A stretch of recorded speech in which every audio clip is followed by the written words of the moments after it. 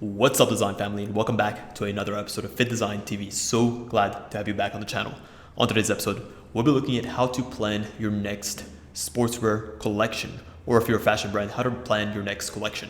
Most online e-commerce brands are launch-based. That means they design pieces in advance and they launch on a specific time frame, and this can leave a lot of business owners feeling confused as to how to go about creating a collection, how to mesh pieces together. Well, on today's episode, rest assured that I'll be giving you guys my top tips in terms of how to creatively go about thinking about your launches, how to put the right pieces that are going to give your customers exactly what they want, that are going to get them excited to talk about your products, your launches, and your collections, and are going to leave them wanting more.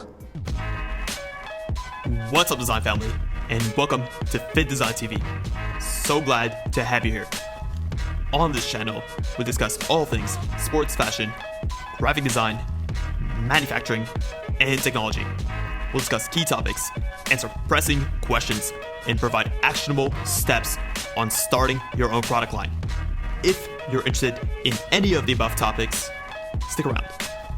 You're in for a good one.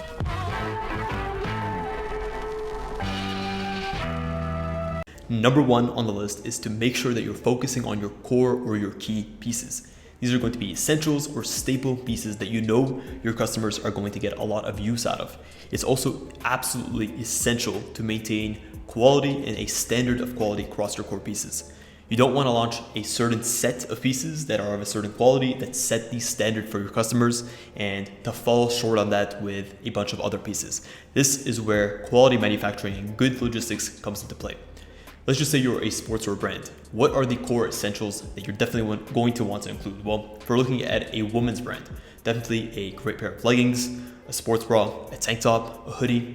These are all pieces that your customers are going to get a lot of use out of year round. For men, you're looking at a performance t-shirt, a tank top, again, a hoodie, a pair of shorts, and a jogger. These are essential pieces. You're not overcomplicating it, and you're giving your customers exactly what you want. Also, these are also pieces that are going to be in demand from your customers year round. So if you're launching on a launch-based platform, the last thing that you want to do is to launch the wrong pieces at the wrong time. For example, let's just say you put a lot of time and effort into developing a phenomenal windbreaker, but you're launching it in the middle of summer. There's no use in that.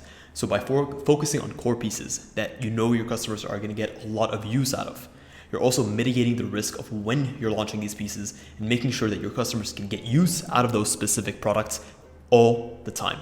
Number two on the list is to make sure that you're including good profit generators. These are going to be items that have high profit margins in them.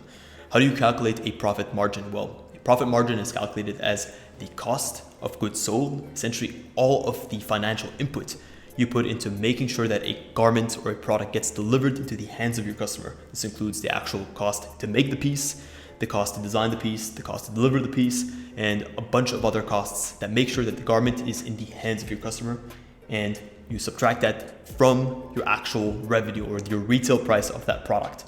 Why do you want to make sure that you have high profit margins in these items? Well, look at it this way.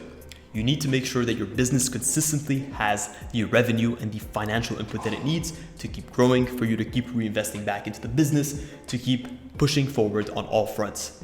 And by actually acquiring your customer, by having your core pieces that are not necessarily going to be the highest profit margins, and adding a set of accessories, they can be hats, socks, and other types of bags that are going to be great at generating a higher profit margin. This is going to allow your customers to add these items to the basket and to also purchase them with the more affordably priced items. And it's going to help your bottom line. It's going to also make sure that you keep getting motivated, that you have the resources that you need to keep pushing your brand forward. So always make sure that you have and sprinkle in some high profit margin items. This is going to go a long way towards your brand's longevity. Number three, make sure that you're including signature items into your product line. What are signature items? Well, these are going to be items that essentially push your USP forward, or your unique selling point. At the end of the day, fashion is an extremely competitive business. So you want to make sure that you're creating pieces that your customers need to come to you for, and only to you. This can be creating a type of product that no one else has on the market, or it can be creating a product of a certain quality or caliber of quality that your customers can't match. Why do you want to do this? Well, when you create signature pieces. Number one, you're giving your customers a reason to come to you and only you. Two, it also sets the precedent for how you position your brand and how you set yourself apart from the competition. And in general, this is a great way to actually push yourself out of the crowd and help you rise above your competitors and give yourself the ability to actually carve a little niche in the market, especially an overly saturated market. Number 4 on our list is going to be make sure to include image enhancers.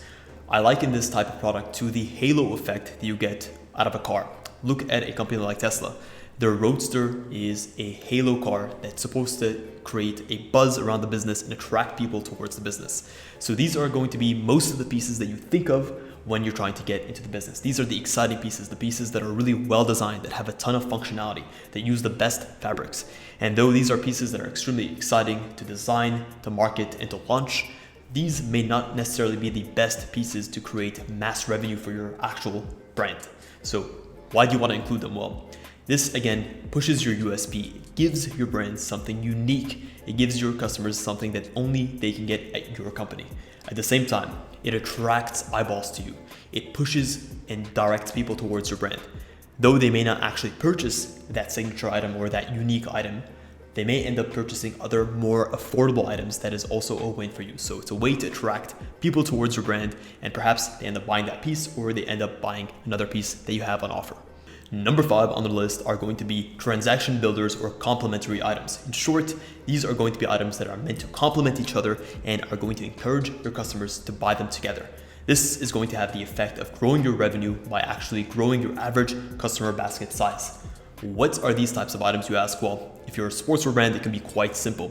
You can create a set of a bra and a legging that you clearly market as a set together on your website and through your social channels, where if your customer ends up buying the bra, then because of the complete look, they'll want to also buy the legging. So they don't have to buy both, but they are heavily encouraged to buy both based on how you're positioning these items. These can also be accessories like hats, socks, and other types of mini accessories that you're encouraged to buy together. And a lot of websites, especially Amazon, does this, where on the product page, they'll encourage you, or they'll say that other customers have bought similar items to this, and this is what you should pair with this item. This is a great strategy to implement, and it allows customers to build out a complete look from your website. And again, it's a win-win for them because they're getting a complete set that you beautifully curated. And of course, you're making larger revenues or larger transactions on your website by actually including these complementary items. And last, but definitely not least, number 6 is to make sure that you make the collection memorable. What does this mean? Well, you want to start off by maintaining consistency throughout your collection. So within your collection, everything should read harmoniously and should read as part of your brand. At the same time, you definitely want to make sure that you're consistently building off of previous launches. The aesthetic and the look and the feel for your brand that you've built through hard work off previous launches, you want to build on that. Yes, you continuously want to be pushing the envelope, developing new items, adding new accessories, adding new detailing, but everything should read as part of your core brand structure.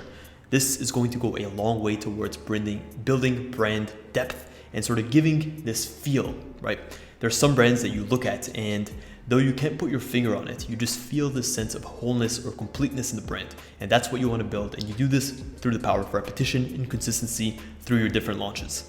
Well guys, that is it. That is a wrap on this episode. To recap quickly, in this episode, we looked at how to strategically plan your fashion collections. We looked at 6 key pieces of advice that I think are going to help you guys take your collection to the next level and are going to give you guys the philosophy needed to plan out the pieces that work harmoniously well together and that can give your business the edge that it needs. To recap, we looked at 6 key points. Number 1 was to focus on core pieces, the essentials of your brand. 2, make sure that you're always including profit generators. 3, also make sure to include signature pieces or pieces that only your customers can get at your brand. 4, also have those pieces that create a halo effect, that draw people to your brand, and though they may not necessarily actually go for those pieces, it is going to put eyeballs on your brand and may encourage your customers to actually buy other pieces that are more affordably priced. 5, have your transaction builders or your complementary items that encourage your customers to grow their basket size and to buy in pairs. And 6 is to make sure that you're maintaining a consistency. Have a memorable collection that builds on previous collections and that creates this brand depth that you need for brand longevity. Guys, hopefully you enjoyed this episode. And if you want to see other episodes like this where we go through strategic tips and tricks in terms of how to create your own fashion brand, how to strategically plan out collections, how to look at textiles, definitely consider subscribing. Also, if you want to hop on a one-on-one consultation call with me, let's just say you have your own brand and you're looking to launch a collection, or you're looking to scale to the next level and you're having issues doing that. I hold one-on-one consultations with limited slots every single week, so check the link in the description and we can get on that together. Guys, thank you so much for tuning in to this episode of Fittdesign TV. Until next week's episode, stay awesome.